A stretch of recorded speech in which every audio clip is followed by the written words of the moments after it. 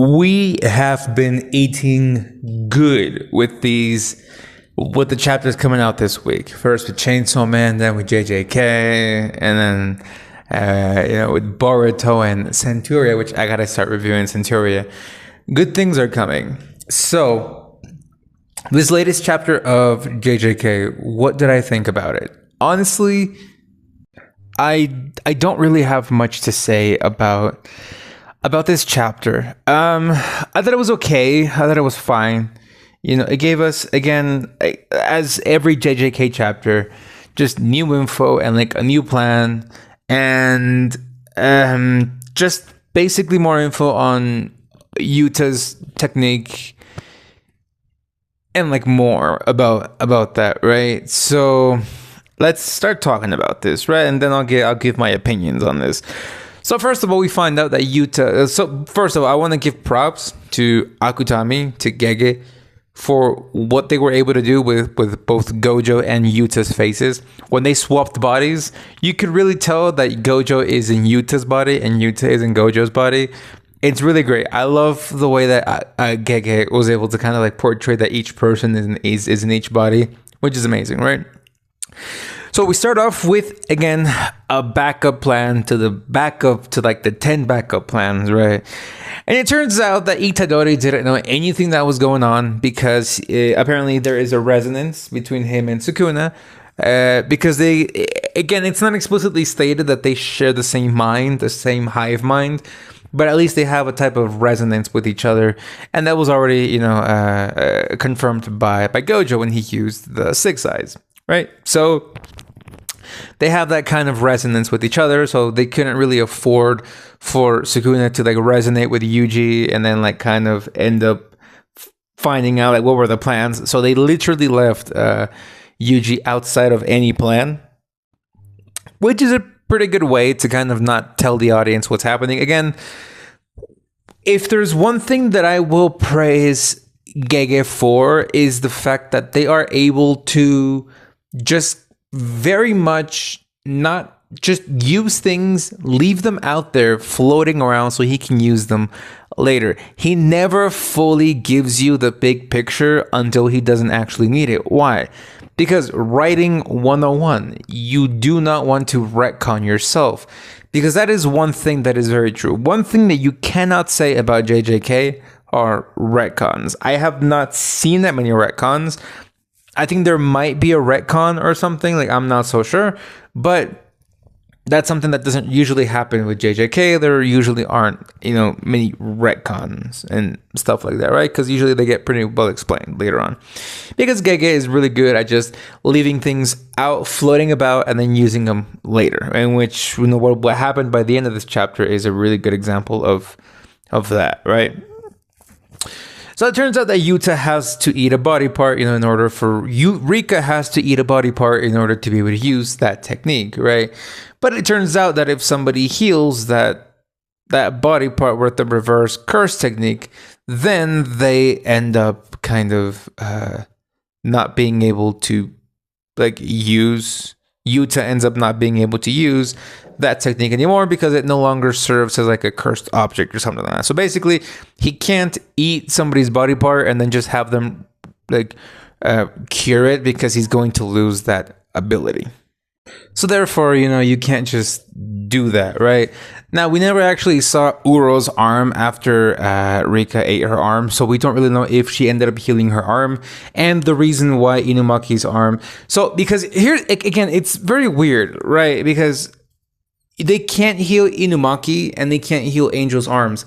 I still don't know why. I still don't know why it's not possible for them to heal their arms, so...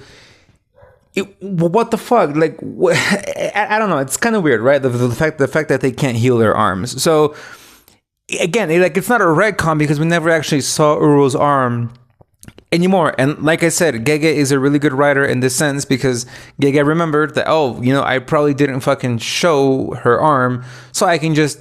I didn't show her arm. There is no way that I'm gonna give Angel her arm back, nor Inumaki his arm back. So why don't I just write the rule that when they heal, Yuta potentially loses that ability to use that technique, right?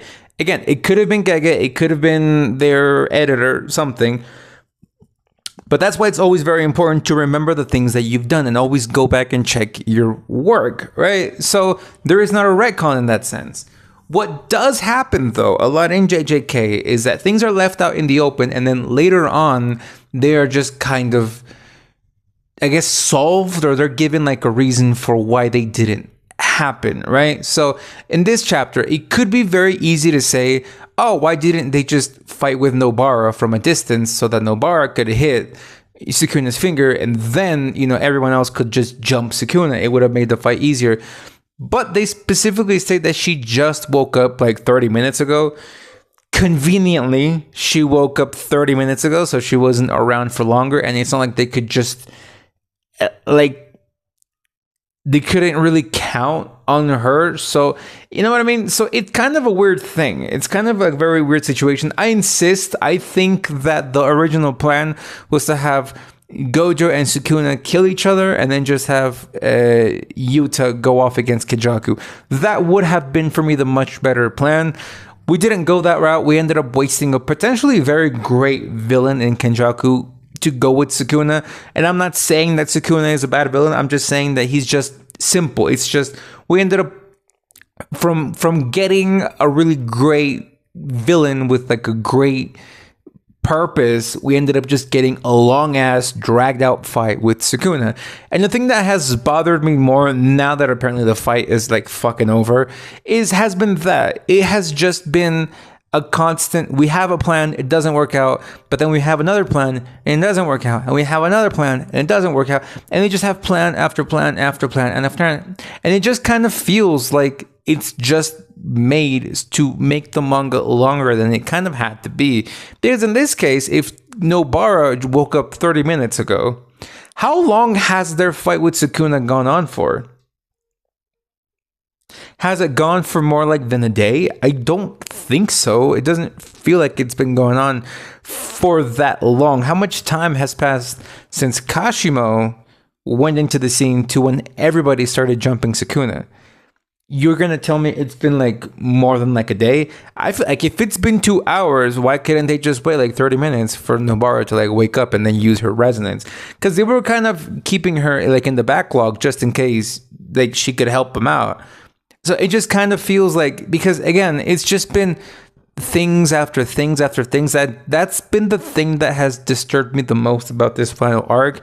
We have Iguruma and his sword. That didn't work out. Then we have Angel. I feel like we could have just had Toto from the very beginning. We could have just had Kugisaki from the very, very beginning, and then you know, Angel with Jacob's Ladder, and then just have Iguruma. All of these things are one shots for Sukuna, but it just kind of felt like Gege was just making it longer and longer and stretching and stretching and stretching. And I feel like instead of stretching out this battle, we could have had a little bit more interactions between characters and a little bit like more backstories, world building. But anyway, Kugisaki Nobara ends up showing up towards the end, and yes, it turns out that Yuta ate Itadori's finger, ate Yuji's finger, because Yuji has Sukuna's essence in his body, so therefore that's how Yuta was able to copy Sukuna's technique.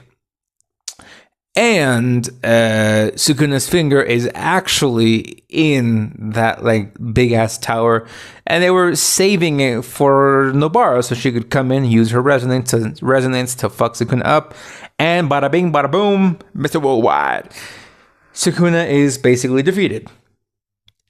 You know, it feels a little bit anticlimactic for me, because we had a very great plan with Iguruma. That didn't work out. They had a very great plan with Jacob's Ladder. That didn't work out. They had a very great plan with Yuta. That didn't work out. They had a very great plan with Yuta and his domain expansion. That didn't work out. They had a really great plan with Gojo coming back, with Yuta taking over Gojo's body, but nothing happened with that. So this arc was just a constant, and nothing happened. And nothing happened.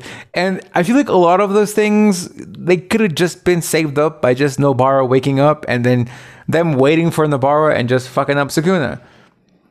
You know what I mean? Because what was the point of Yuta taking over Gojo's body? Nothing really happened. He just got hit by purple, and then Yuta just turned off. And then, like, what happened? Iguruma with like his domain, nothing happened because apparently it confiscated the weapon, and his fucking sword didn't work because he was dead. You know what I mean? Like Maki showing up, she didn't really do shit. Who, like, the person that ended up being the MVP was Nobara towards the end, because she basically stole the kill. She basically came in with her ability and started fucking Sukuna up. So again, like, it's fine because it doesn't contradict anything. There is no retcon. It's perfectly well justified, but I just can't help but feel it's kind of lackluster. Because if it was that easy, they could have just waited for her to wake up. Because I imagine she would have had signals of getting better. Because, like, she woke up, got dressed, and went and, like, started fucking up Sukuna. Like, what? So, I don't know, man. I don't know. I feel like a lot of these things were just, like, quote-unquote excuses to kind of either bring back a character or kind of explain something. I feel like Yuta taking over Gojo's body was just like the excuse to kind of explain how Kenjaku's technique works, because they didn't really do much. Like, nothing happened there, right? But yeah, Nobara's back, and again, pretty great chapter. I enjoyed it overall. If I'm like, as a fan, I really enjoyed it. If I'm trying to be unbiased and kind of not judgmental, but if I'm trying to be unbiased and like analyzing this from like an unbiased stance, it does kind of feel lackluster to me, because we went through all of this just so Nobara can come in and fuck Sukuna up with her resonance, right? And like, yeah, the King of Curses is looking not so good. Anyway, thank you guys for watching, and I'll see you guys next time. So, bye-bye.